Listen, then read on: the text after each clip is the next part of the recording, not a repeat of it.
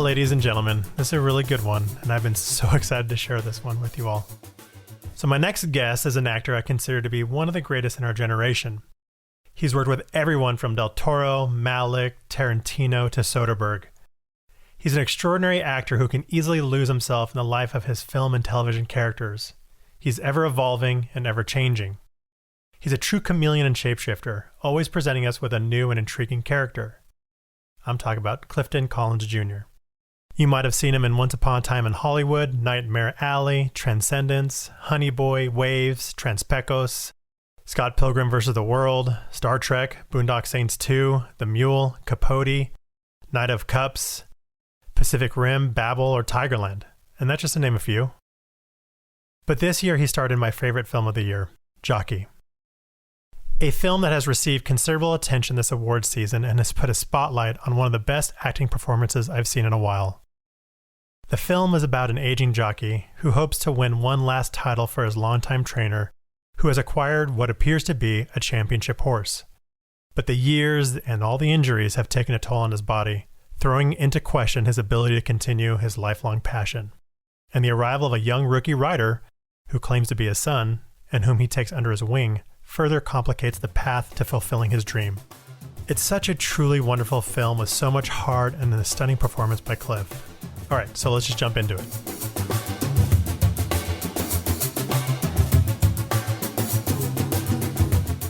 Clifton, how you doing, buddy? What's up, buddy? Good to see you, bro. It's good to see you. You know, the last time I saw you was we were going down the elevator at Soho House, and it was like 15 years ago. I thought they're going to say when we were riding our Diamondback bicycles in Hancock Park. Yeah, no, I mean, it's that too. It's so funny. I was actually just talking to my partner about you, and I was saying, you know, in my lifetime, when I was a kid, there were two specific moments someone stood up for me, and both of them were you. Oh, man. Oh, I love that. Yeah, and so that's why I've always had this, followed your career, and I've always say I've got a special eye for talent, and you're truly exceptional in all the performances you've done. But for two instances, one, in our front yard of our house, Jason pushed me out the front window into a rose bush, and you got into a fight with him about that. And then the second one, we were in Little Tokyo Bowling, and I was playing Double Dragon on a video game, and these two dudes tried to bully me off of it, and you got in their way, and you're like, no, he's going to keep playing this game. I love that. I love it. Thank you for reminding me of that, brother. Yeah, dude. How you doing? I'm good, man. Blessed, trying to stay safe and getting by so far and doing this press on Jockey, man. It's been really it's just beautiful. It's been heartwarming. It's, I've been doing this a long time, Dwayne. So to have something that we did on a shoestring budget to be accepted on such a level is it just opens up your heart. The feel good vibes are all over the place. Yeah. Well, every time you've got something, I check it out. And when the heat started percolating on this and at Sundance last year, I couldn't make it, but I was talking to a couple of colleagues who saw it, and they're like, this movie's beautiful, and his performance is extraordinary. And I'm like, oh, I can't wait. So I finally got to see it last week, and I was just so blown away, man. Like it was so magical is the word I've been describing it. It's a very magical performance and a magical film. And it just seemed like it was almost a documentary. It almost like I was following your life. And I'm like, so how was it? I mean, when this project first came to you, like, how did it come to you, and how did you feel? Like, were you immediately like, this sounds something I'm really interested in? Honestly, no. I was interested in working with Clint and Greg again, because we did a Transpecos together. And it was through that experience and that collaboration, evolving scenes, delving deeply into them. I did a whole notepad before I even signed on to Transpecos. So they approached me and they said, hey, Clint wants to direct now, and Greg's going to produce. And I said, okay. Because when you have a good experience, you find out there's a sequel or follow-up film or anything with the same company of people, you're going to want to revisit that process. And hopefully it will evolve, much like ours did. So they approached me with this film. The screenplay, it was like 60 pages. They knew about my backstory with my own dad. And the horse racing and alcoholism and things of that nature. So that wasn't something I was excited to open up either, because haven't been in therapy in a while, and it's usually these kind of roles that help with that. But so we slowly started to develop it, and you try to fit in the right films in between and after, so you can do these shoestring budgets, but they weren't quite happening, and COVID was around the corner, and next thing you know, I think we lost some more money. And then I found out we were shooting on a live racetrack. I'm like, wait a minute, we're losing money and we're shooting on a live racetrack. Like, yo, this is a recipe for disaster. Like this is very dangerous, because I've been in plenty of dangerous situations filming, as I think most artists that are committed to certain roles will still do, like I did.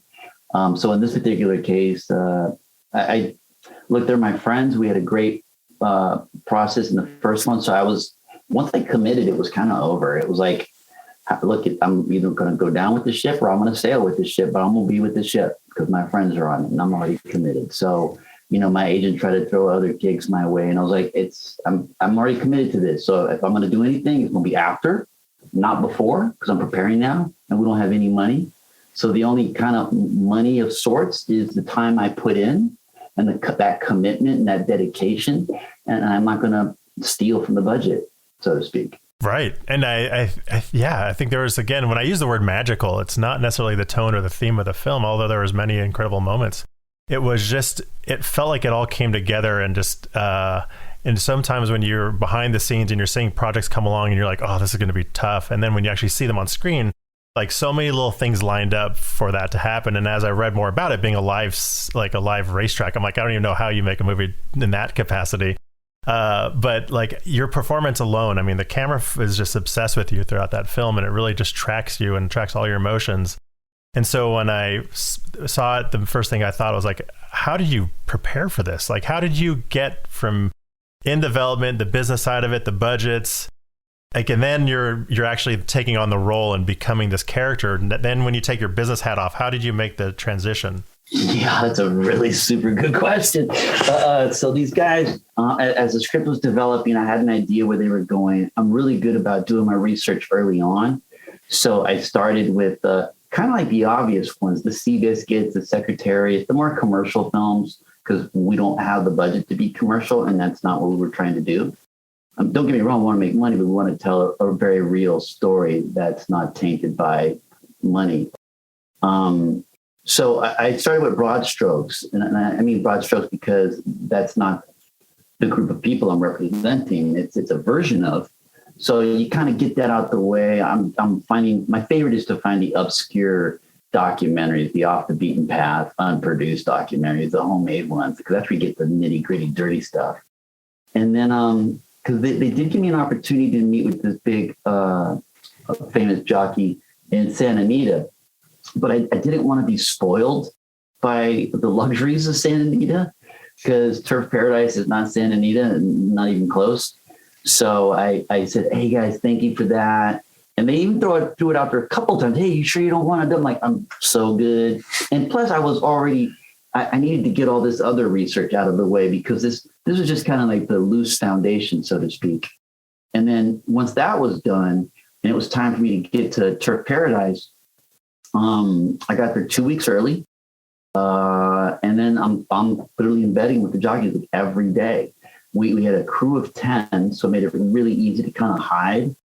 And, it's Northern Phoenix, so it's not Scottsdale. So the people there don't really expect to see a movie being made there. Nobody's racing to Northern Phoenix to make films. So it provided me a great deal of anonymity that allowed me to kind of blend in with my environment, so much so that I'd be at the winning circle sometimes just to cheer on one of my my jockey friends that won. And I'd have like these big, giant, overweight, I think younger than me even, probably 10, 15 years younger, like, hey, we didn't see you on the docket. Hey, we want to put some money. Oh, hey, you going to make weight? Hey, if you make weight, we'll put money on you. I'm like, I'm going to make weight. That's incredible. Yeah. And I can't really break character. I'm like, I'm an actor. And that's the last thing I want. I want what that happens.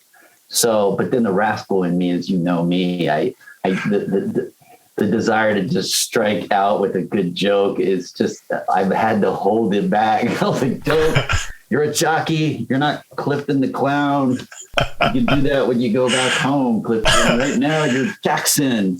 Act accordingly. They want to put money on you. Mm-hmm.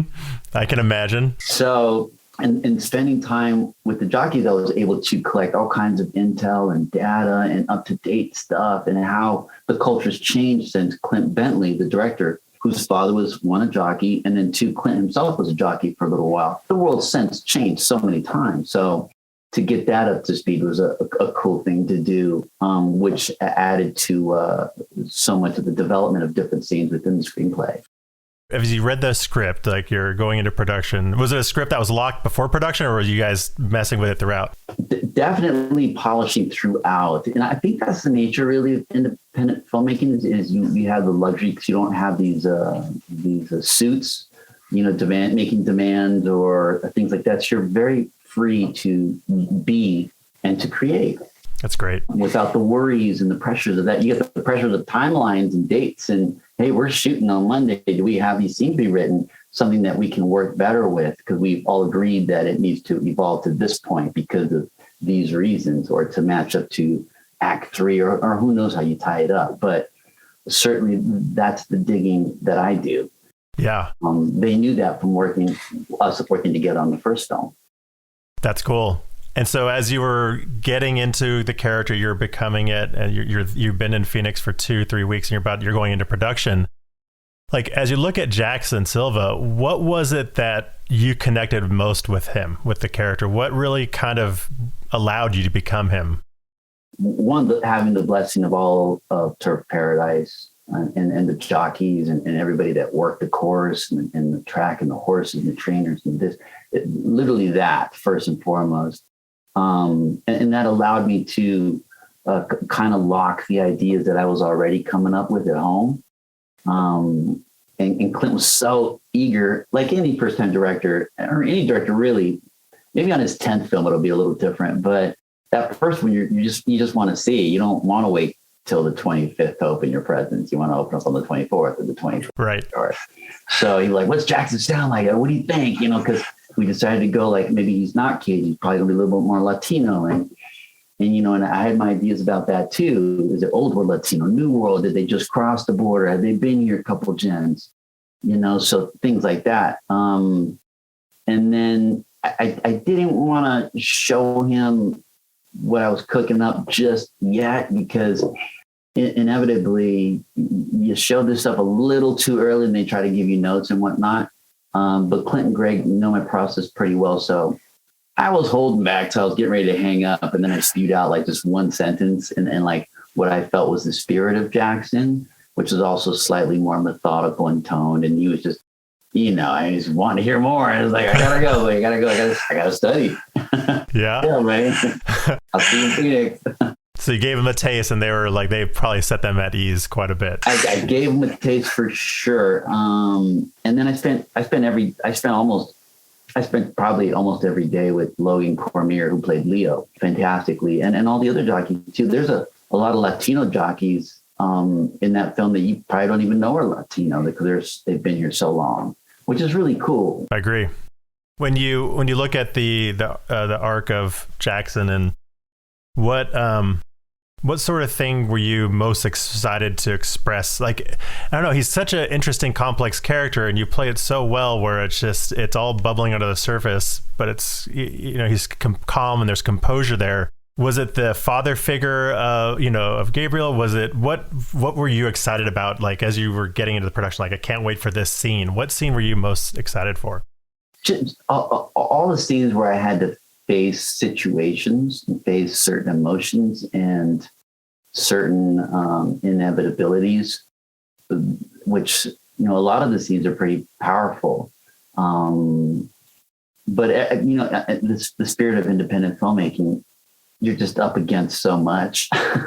You just want to get an honest, real moment, and you want it to be organic and authentic. And we had enough time where you could let go of so much of the dialogue, and everybody, you get the support of everybody too. So I don't know if that answered the question. Yeah. Yeah. And then also trying to find the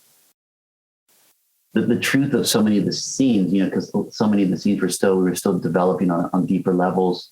And that, I think a lot of that comes through the shorthand when, Ruth and Jackson, they're talking, but if you actually listen to the words that they're saying, there's so much of what's said is through what they don't say to one another.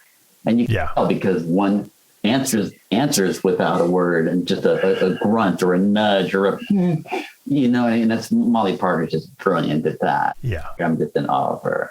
Yeah. That's why I loved it so much. I mean, there's elements that make it where you can tell Clint has his fingerprints and his point of view, but then it's just so much of the stuff that's happening with you and all the characters on screen were just, I just was insatiable. I had to keep going. After I finished, I went back and rewatched a handful of scenes, and I was thinking, to your point about the independent side of it, like is this a lot of this ambient light, and are you all chasing the sunset and like nailing these moments at the right time? Like, that's crazy.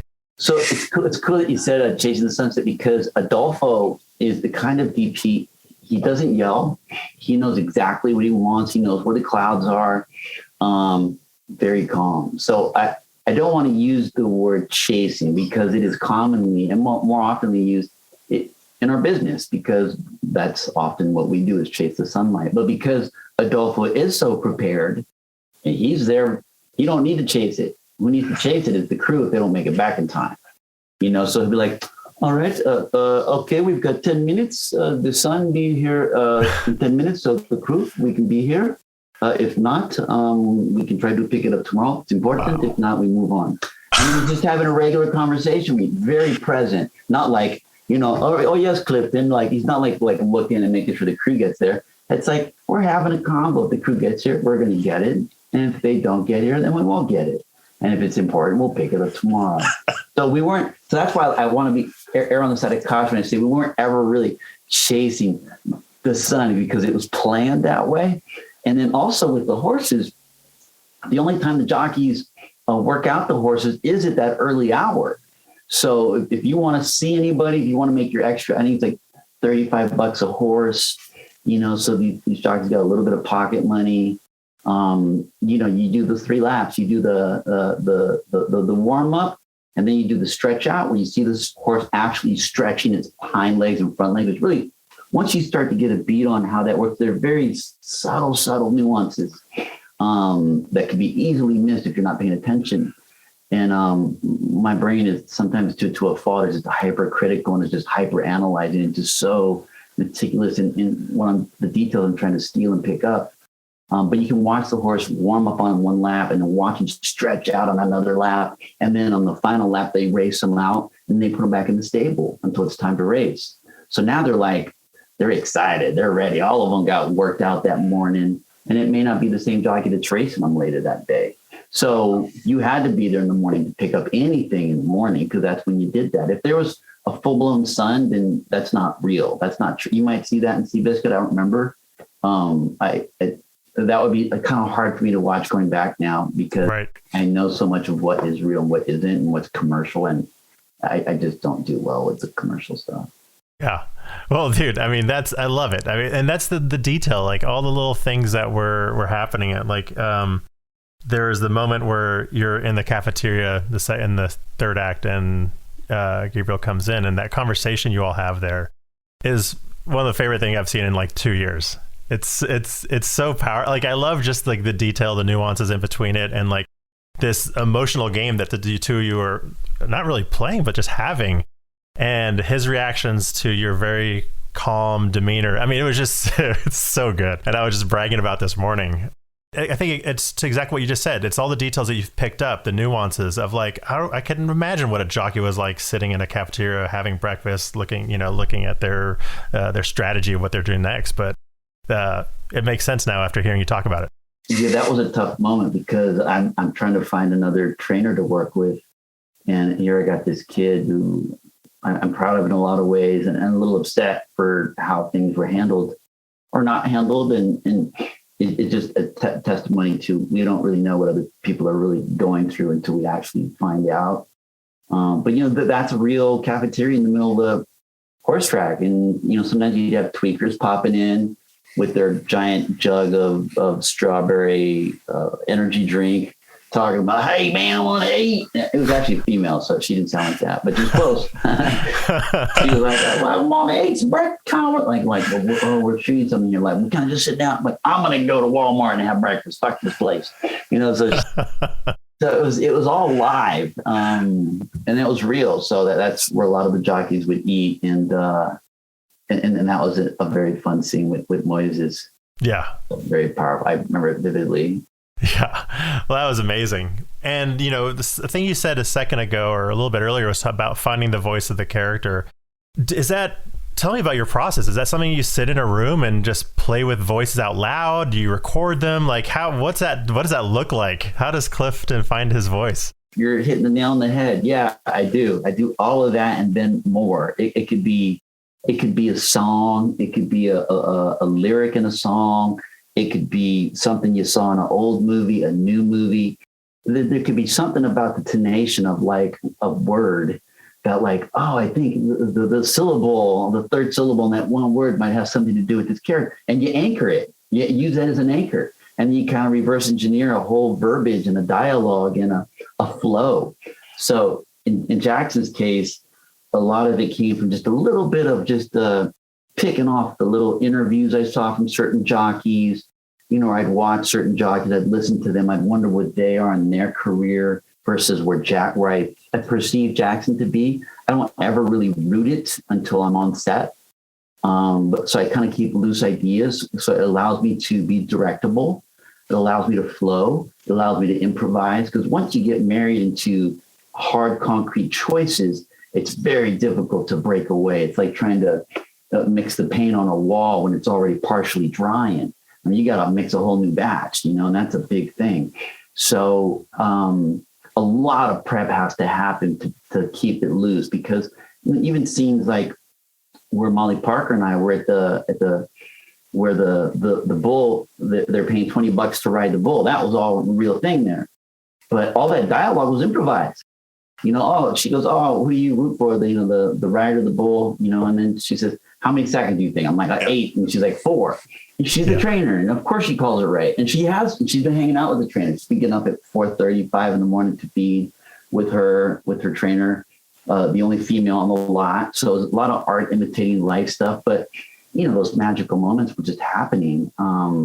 Because, the guy falls off on 4. You couldn't accuse him. That was just some dude that paid $20 to Rick. I don't even know if he knows that we were filming him, truth told. and then before him, there was this little 9-year-old kid that was jumping on that bull.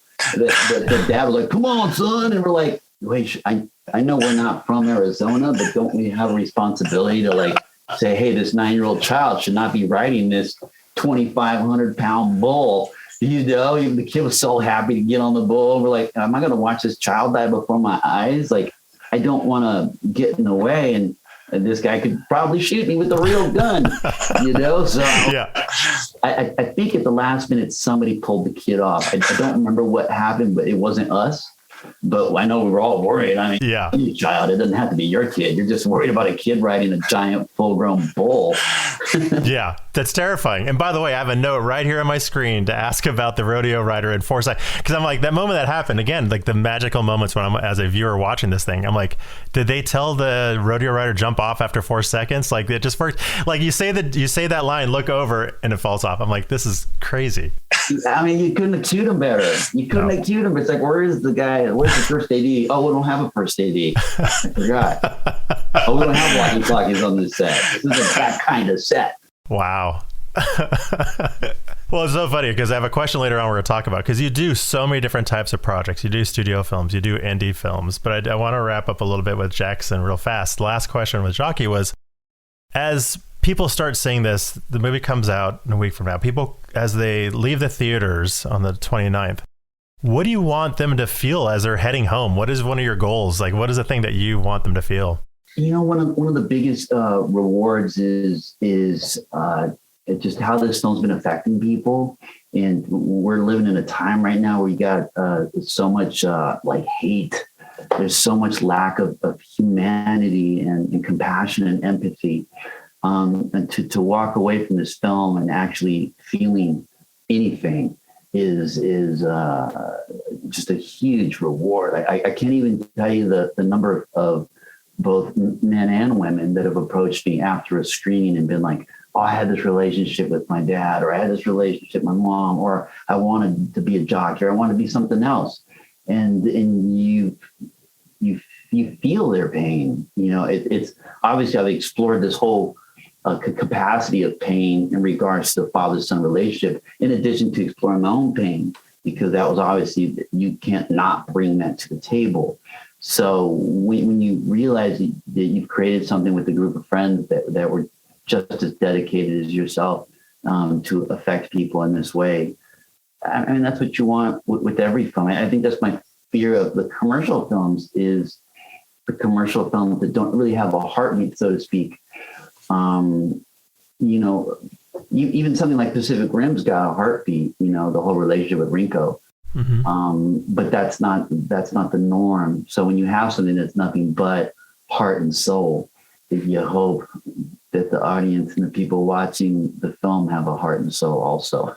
Yeah. I mean, I think that just the whole last 15 minutes of that movie are going to make people feel all sorts of things. And the thing that I've worked in awards films for like 15 years. And one of the conversations I had at TIFF 2 years ago with a colleague who was on the acquisition side was, we were just saying how it was interesting that there's this trend in like just the most traumatic story of all time, right? Like if it was going to be an awards film, it had to just be absolutely the most brutal experience that you could imagine.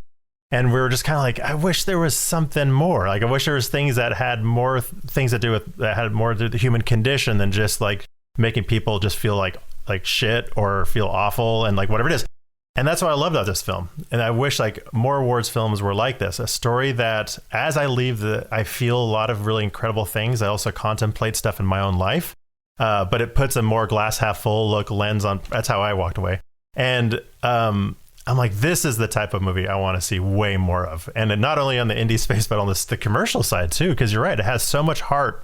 And there's so many different experiences that people can relate to in that movie. There's not just one thing. There's not just two things. There's so many things. And you all brought that to the forefront. So incredible work. You've got to be very proud. Thank you. But no, without a doubt, I mean, you just kind of said it all really right there. That was very well put. You just want to touch people's hearts and to have, you know, it's a competitive world, this sport. And it's you're not like a part of a baseball team. You are part of a community, but the rewards come from like singularly, individually winning. And then tomorrow you're just nobody again. It's not like Mike Tyson where he wins the title and he's like champ for like a long time and still, right, you know, reaping the rewards of that. In this case, it's like, you know, the next day is a whole new day. But to have a movie that is competitive like this one is, and then to have the kind of you get a sense of closure of some sort at the end that I think is heartwarming to many. But speaking to what you just said, I've had so many people, you know, it's tell me that I kept thinking about it, or I went to sleep thinking about it, or the next day I was thinking about it, or I watched it again. It's the kind of movie you can watch again, and when you do, you're going to get more, because that's how we did as actors. We went deeper and deeper and deeper, and that's where the rewrites came from. And I think a lot of the shorthand and that allowed for the improv to be so naturalistic as well. That's awesome. Well, I just like as the movie went to title or the credits, I just replayed in my mind that what happened in the last 3 or 2 minutes of the film, and especially the last 40 seconds as you're walking. And I'm like, just imagine what the script says. Like, it's just a line, right? It's an action line, and here's it is. And like, there's so much happens like in that last 15, 20 seconds. And I was so blown away of the subtlety of all of the journey. I almost like a recap of the last 2 hours in that last 15 seconds of what your character, what Jackson took me through. And I'm like, man, the script has one single line and Cliff gave it like 30 notes of actor magic. I mean, that's what people keep saying, man. It was, you know, we rewrote that entire monologue that morning. That big old monologue from 6:30 in the morning to 8:15 in the morning. We wrote that whole thing. Wow. And then that last walkout, I asked Clint more or less, it's like, how far is Adolfo tracking? He's like, he's going to track you out of the parking lot. I'm like, okay, well, we haven't really established the parking lot, so we're still going to play into that. He said, yep. I said, okay, cool. Now that I know that, I know Adolfo's going to be tracking with me. I said, what do you perceive me going through? And he gave me his loose ideas. I said, great, well, I'm going to add to that. I'm also going to do this. I'm also going to do that. And maybe a little of this is happening as well. He's like, wow, I don't know about that. I'm like, I do though. So I think this is just, how about, let's just knock one out. And if you want to try something a little different, then we'll try something. He's like, cool. So we went ahead and did one. He's like, don't listen to me, Cliffy. Just keep doing what you're doing. I'm like, don't worry, I am. And then we did one more take, and they were like, check it. And it was one of the last shots of the film. Also, we're a part of the community. Community's a part of us. We don't want to leave as bad as they don't want us to leave. And a lot of the jockeys, they were hanging out to watch that last scene. Now they got an idea about the story. They haven't read the script, but they know more or less that's their world. They know what they're up against. And when I saw some jockeys off camera crying, I knew I had them. Like, when I saw that's like the biggest, like, try not to pay attention to that, because that's like the golden statue is watching your real people that you're portraying be affected in that emotional capacity, that it's like, oh wow, I did it. I climbed the mountain, and I'm one of them, so to speak. Even though I haven't risked my life on that track, that part I can never take credit for, but certainly touching their hearts, yeah, I can. Yeah, that's incredible. I mean, most community is whenever there's like a thing that's happening inside that people can't wait for it to be out. Like, please move on, film your movie, go on. And to have that sort of response from the community, especially a community that has a lot of grit and toughness and like a lot of honor without showing emotion. So I can only imagine like that was extra rewarding, seeing that emotional response happening. So bravo on that, man. I have a few questions to talk to you about your career. Things I've been always, so I think I saw you in one of your first performances. Do you know that?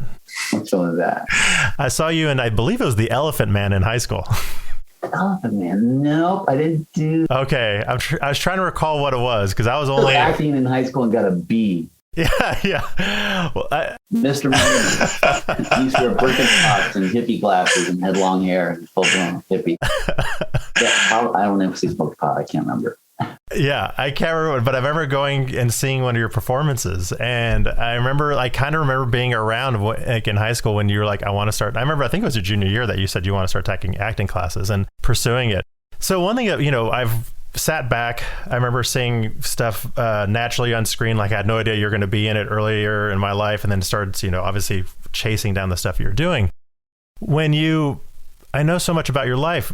How much of an impact did what your grandparents go through impacted your decision to pursue being a performer before being an actor? It was everything, truth told. Also, he was the one voice that said I could do it when everybody around me said I couldn't. Like the core group of my friends, like, your brother Shane and everybody were all very supportive. But my own family and people around me still were like, that's a tough business, or you think, oh, that's well, when you're 17, going into any business sounds pretty tough. I don't care what you're doing, right? And where it lives. Yeah. So I was fearful. Because it's the unknown. You don't know what it is. You got to really, at the end of the day, you got to love what you do. And, I was always a class clown, as you know, and I was always up for the joke at the cost of Jug. Jug. Oh, yeah. The acronym, Justice Under God. But if I knew I could launch a good joke in social studies class or chem class and have it land, it was worth Jug. But what sucked is when you threw the joke out and it just fall flat on its face and you got detention. You got that. I should have kept my mouth shut. But it was my grandpa, because I was afraid. And I said, Grandpa, would you think I could do it? Because he talked about how nobody followed in his footsteps and how his career wasn't worthy of having grandkids follow, because his own children didn't follow in it, his daughters nor his son. So when he said, yes, you can, I was like, oh, wow. I said, okay, well, let me let me think about this for 2-3 months. Cause I don't, that's when me and my cousin, we were teaching martial arts to underprivileged kids and stuff. And in that moment, I had so many instances of kids or people not in the business telling me I look like an actor, or I seem like an actor, or what movies have I been in, just random. One could allege. And those were the signs I needed. So when I went back to my grandfather, I was like, yeah, I'm ready. And he set me up with this super, super tiny agent that I probably could have got on my own accord in hindsight. And when I had to wait like 4 months to meet with this girl. I'm like, wow, this was be a big deal. I got to meet with a real Hollywood agent. This is going to take months, and okay, it's a big deal. So they were just waiting to meet me. I guess it wasn't that big of a deal, but for me, it was. So it was that voice and him believing in me, because even my mom thought I was lying to her when I told her I got my first commercial. She totally thought I was lying to her on the phone. My grandpa had to get on and tell her like I wasn't lying. Wow. Like, you really don't believe in me. Yeah. And how long did it take for you to believe that you're an actor? Well, once I committed, it was kind of over, because, would I be a successful actor? I don't know, but I was having fun. I had like 4 different jobs. So all my bills were paid. My mom and my stepdad didn't have to take care of none of that. My car note was paid. My insurance was paid. I was taking care of my responsibilities as a young teenager. So, once I committed, I committed. It's like, it's a journey. It's not a destination, as they say.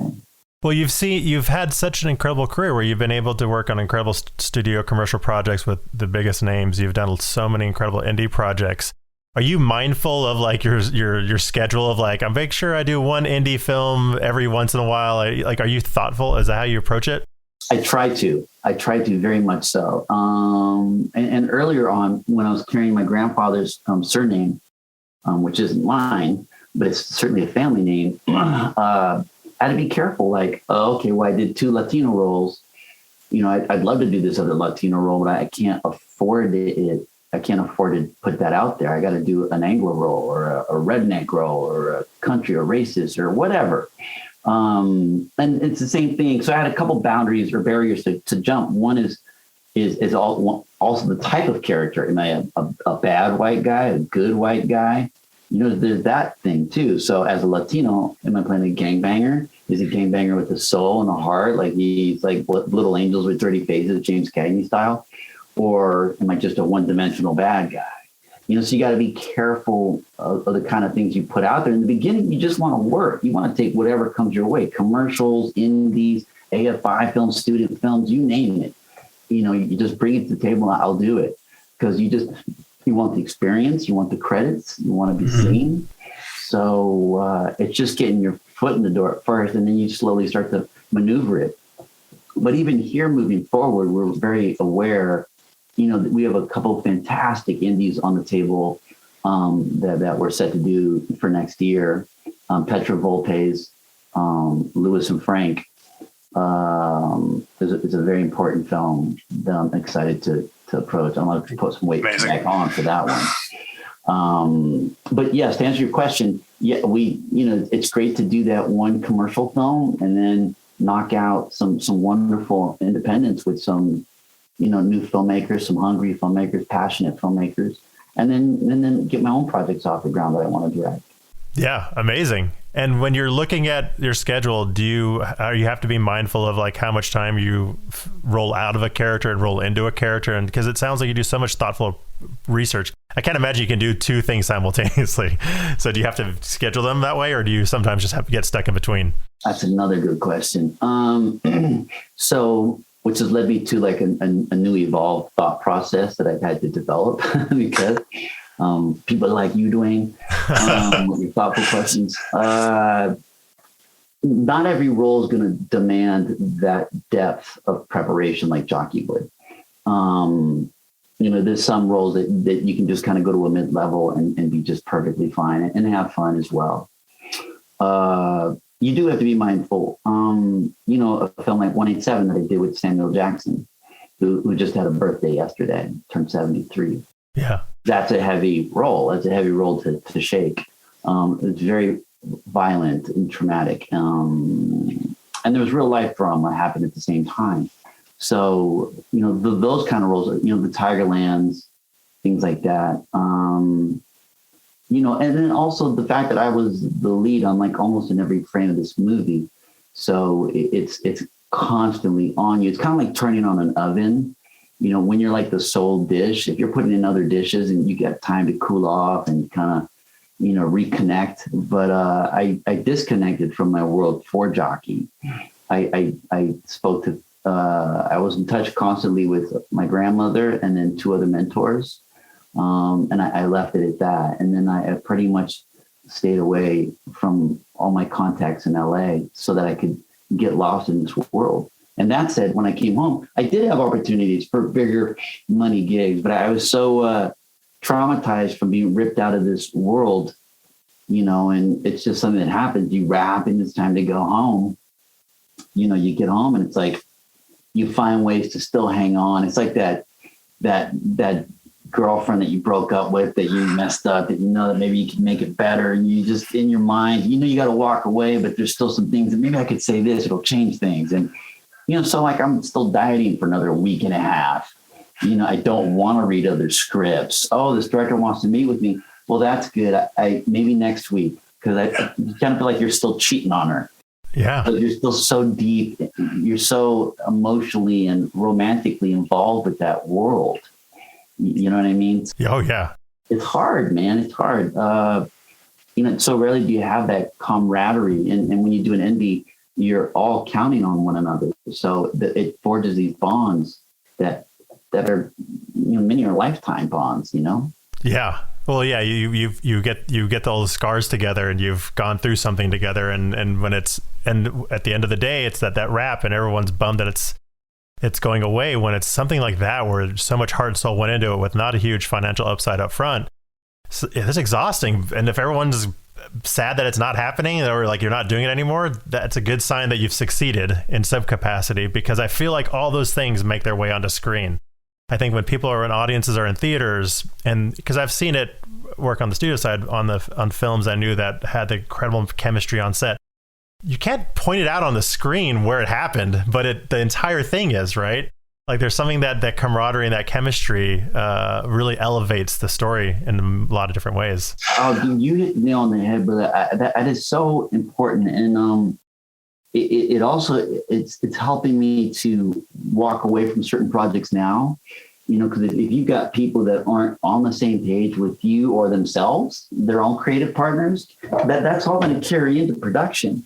And when you got to work that hard, that long, I mean, you better be on the same page and you better be in the same book for damn sure, because, one, you're going to have problems, but 2, you're going to miss out on the beautiful magic when you all are on the same page, because, even if you're taking different routes to get there, where you're going. Mm-hmm. And that makes a huge difference. And when we've got all these actors that are showing up in the crew that were working for nothing, it's like they all knew where we wanted to go. So I think that's where the magic happens. And that's the only way I can explain how every day something unexplainable happened.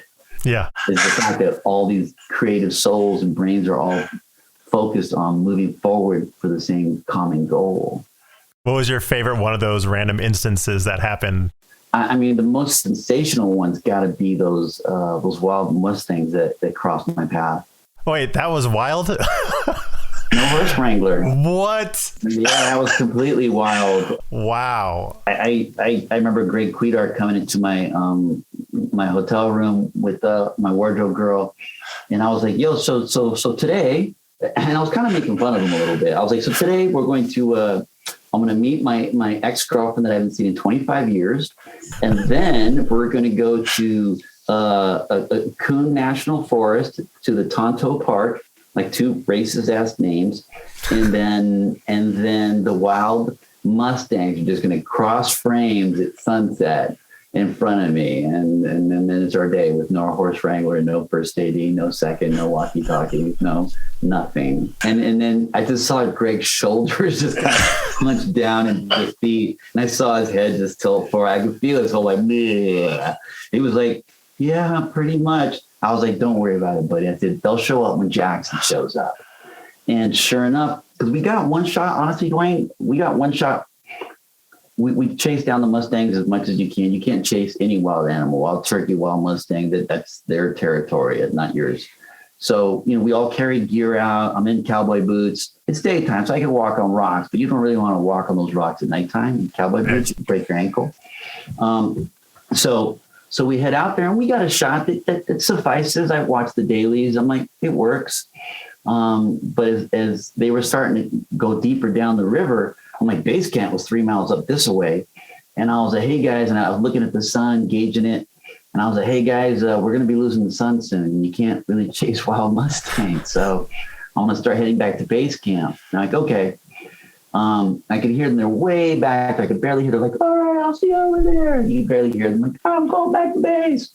So you start walking back, and then I start reflecting on just the magical nights and the moments and different things. And you're like, God, if we can have that little bit of whatever that force, that magical force is, if that could stay with. I just had a moment where I was walking and I couldn't hear any of my crew anymore, nothing. And I squatted and I started chucking little rocks on the water like we do as kids. You skim them. Mm-hmm. And I just thought, like, fuck, like that's 4 days of magic.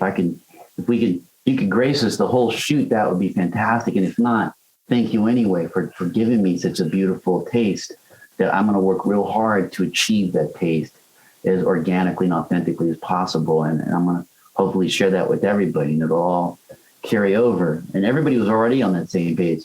But as I chucked the rock, looking down at the water and watching the mayflies jumping off, that's when I heard the stomping of this water and these hooves going. And I heard, I mean, I'm Westworld. I've been around horses all the time, and I just literally just looked up and I just saw these big, beautiful, dominant. There's a big, beautiful, white, dominant mare, and her big brown eyes just staring right into mine. And the back of her hair was like, which I'd never seen the hair on the back of the neck stand up. That's one thing I hadn't bear witness to until that moment.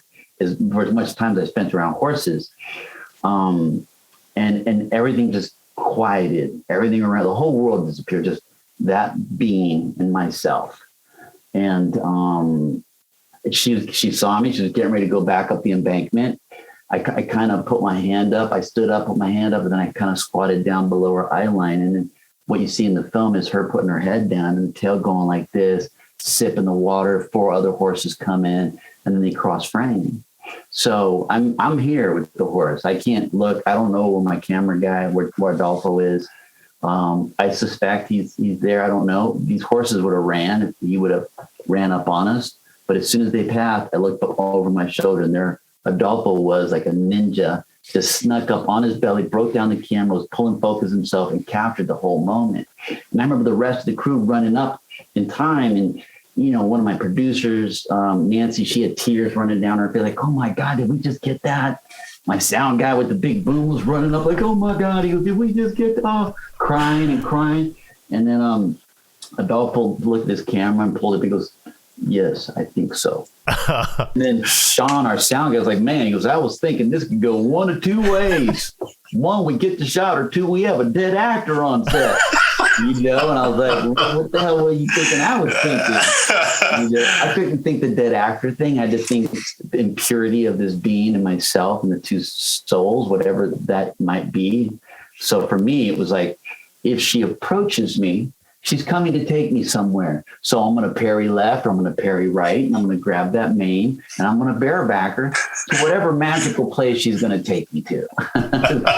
Where my brain was. It wasn't she's going to trample me with her friggin' wild, probably outgrown hooves that have never been shaved or cut. What a crazy, I can't believe all that lined up like that. And again, it's just that you feel that. I obviously had no idea that wasn't primed in my consciousness going into it. And you just felt that way. It just felt like all those pieces just happened. And I still can't believe the rodeo rider didn't jump off at 4 seconds. And I can't believe you got wild horses. That's just... I got a clip I can show you that I have that's not in the film. And it's me coming out of my trailer one morning. And it's the full-on, Adolfo got the full-on John Ford, the doorway, me coming out all haggard and disheveled. And I'm just breathing my first breath of fresh air.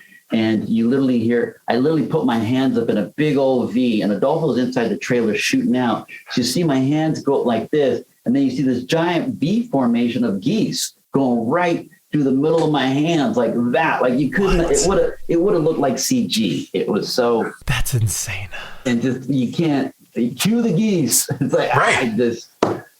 That's crazy. I can't believe it. So now they're like running up. Some are in tears and some are actually just laughing at the sheer absurdity of how is this happening. Yeah. Well, man, I could talk to you for days and days and days. And next time we're in the same vicinity, we need to grab dinner. I need to just catch up on life, man. No doubt, brother. Just text me, man. Text me. Yeah, absolutely. I'm hunkered down low. I got my rapid test. Yeah, same. Oh, same here. We got to. Well, after the new year, let's get together. And I dig that. Let's do that. Clifton, congratulations. What a beautiful performance and a beautiful film. Thank you, man. Well, enjoy the rest of your press day. Thank you for taking the time to do this. It means the world to me, man. Yeah, same here, brother. Same here.